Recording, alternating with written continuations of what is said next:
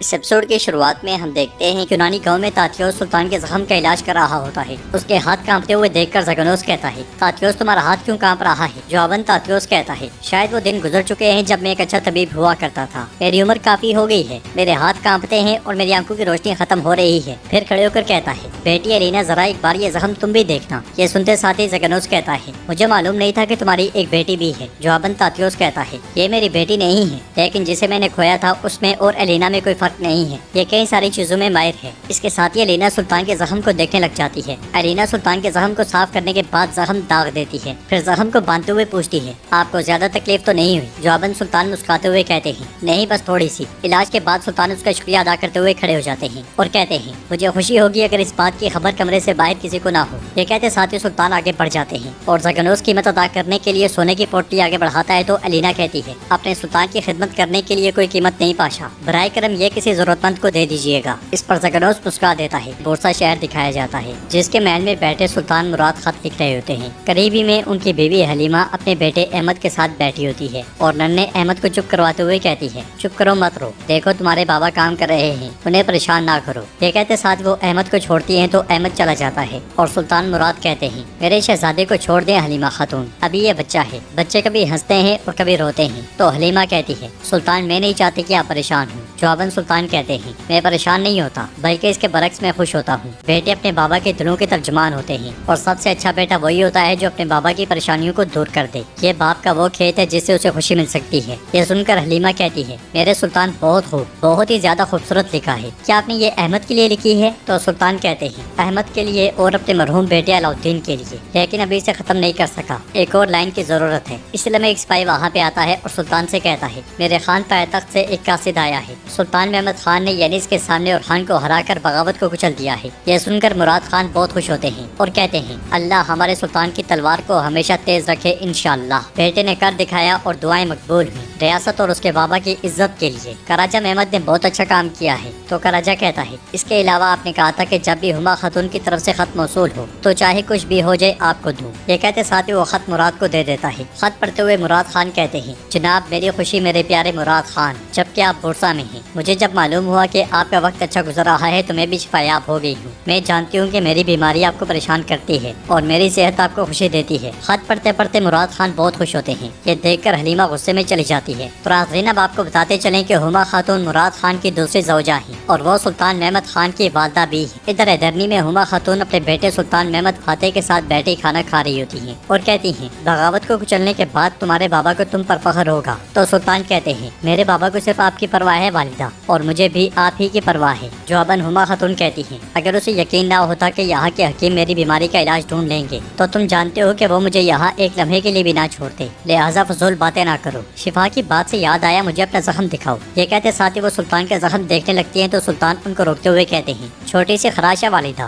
مگر سلطانہ بندھا ہوا کپڑا دیکھتے ہوئے کہتی ہیں، میں نہیں جانتی تھی کہ زگنوس میں اتنی مہارت ہے۔ تو سلطان کہتے ہیں، اس کے ہاتھ اتنی مہارت تو جانتے ہی ہیں۔ ہما خاتون کہتی ہیں، یہ بہت مہارت سے باندھی گئی ہے، بتاؤ وہ باصلاحیت خاتون کون ہے؟ تو سلطان کہتے ہیں، نام نہیں معلوم۔ انہیں مسکراتا ہوا دیکھ کر ہما خاتون کہتی ہیں، جب کہ تم اس طرح مسکرا رہے ہو ظاہر ہے کہ اس نے صرف تمہارے زخم کا علاج نہیں کیا۔ مگر سلطان ایک دم سے جان چھڑوا کر اٹھتے ہوئے کہتے ہیں، والدہ کے ساتھ بات کرنے کا مزہ آیا، ہمیشہ مسکراتی رہیں۔ یہ کہتے ساتھ ہی سلطان اٹھ کر چلے جاتے ہیں۔ ناظرین اس کے بعد ہم سربستان بازنطینی قلعے کو دیکھتے ہیں جہاں کے مرکزی کمرے میں یانوس داخل ہوتا ہے اور تخت کے پاس کھڑی مارا خاتون سے کہتا ہے، آخرکار ترکوں نے آپ کو باہر نکال دیا شہزادی مارا۔ تو مارا کہتی ہے، 20 سال سے ان کے ساتھ تھی لیکن میں نے انہیں کبھی بھی اپنے دوستوں کو دھوکہ دیتے ہوئے نہیں دیکھا۔ یانوس کہتا ہے، میں نے ایسا نہیں سنا، آپ کا شوہر اپنا تخت ایک چھوٹے بچے کے پاس چھوڑ کر چلا گیا۔ اس پر مارا کہتی ہے، تم اس چھوٹے بچے سے ڈر کر یہاں آ گئے ہو؟ ہاں۔ پھر یانوس تخت پر بیٹھے ہوئے برانکوچ سے کہتا ہے، میرا آپ سے ایک سوال ہے، میں اس وقت آپ کی خوبصورت بیٹی کا گلا کیوں نہیں کاٹ رہا؟ آپ کی آنکھوں میں دیکھتے ہوئے اس باغی خون کو کیوں نہیں بہا رہا؟ آپ کو کیا لگتا ہے؟ یہ سنتے ساتھ ہی سپاہی تلواریں نکالنے لگتے ہیں مگر مارا انہیں روک دیتی ہے اور یانوس آگے بڑھتے ہوئے کہتا ہے، کیونکہ میں کسی ایسے کو نقصان نہیں پہنچاؤں گا جو مجھ سے پہلے وفادار رہا ہے۔ یہ کہتے ساتھ ہی وہ میز پر بیٹھ جاتا ہے اور مزید کہتا ہے، اس وجہ سے آپ کو دروازے کے سامنے کھڑی میری فوج سے اور مجھ سے ڈرنے کی ضرورت نہیں ہے۔ یہ سن کر برانکوچ کہتا ہے، عثمانیوں کے خلاف جانا میری اب تک کی سب سے بڑی غلطی تھی اور میں نے اکیلے ہی اس کی قیمت ادا کی۔ جواباً یانوس اٹھتے ہوئے کہتا ہے، لیکن اس بار آپ اکیلے نہیں ہوں گے، فیصلہ کرنے میں جلدی نہ کریں، لیکن جب میں اگلی بار آؤں گا تو ایسے دوستانہ گفتگو نہیں ہوگی، یہ جان لیں۔ یہ کہتے ساتھ ہی وہ جانے لگتا ہے تو سپاہی اس کا راستہ روک لیتے ہیں اور مارا اس کی جانب پڑھتے ہوئے کہتی ہے،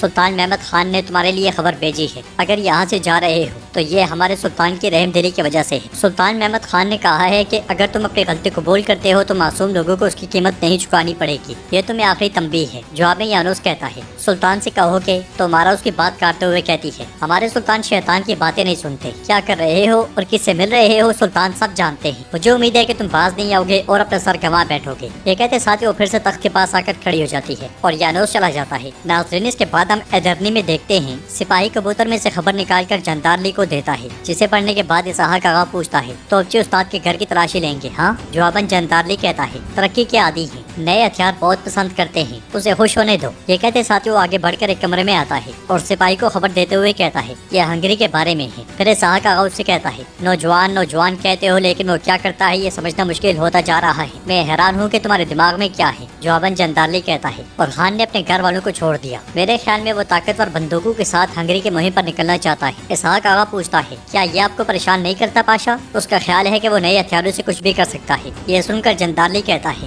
نہیں، پریشان ہونے کی ضرورت نہیں ہے، اس کی رسی میرے ہاتھوں میں ہے۔ جواباً اسحاق پاشا کہتا ہے ایسا بالکل نہیں ہے، تخت پر بیٹھنے والا وہ شخص جسے سلطان مراد نے تمہارے سپرد کیا تھا اب وہ بچہ نہیں ہے پاشا، اس کی طاقت روز بروز بڑھتی جا رہی ہے۔ تو جندارلی کہتا ہے طاقت ہماری روایت ہے، میراث ہے اور یہ معلومات ہے۔ ناظرین اس کے ساتھ ہی ہم وہاں پہ بیٹھے ہوئے بہت سے لوگوں کو دیکھتے ہیں جو مسلسل معلومات اکٹھی کر رہے ہوتے ہیں۔ جندارلی مزید کہتا ہے معلومات معلومات یہ وہ دکھاتی ہے جہاں ہم نہیں ہوتے، اور یہ جاننا ہے کہ ایک صدی کے بعد کیا ہو رہا ہے اسحاق، سلطان محمد بھی یہ جان لے گا۔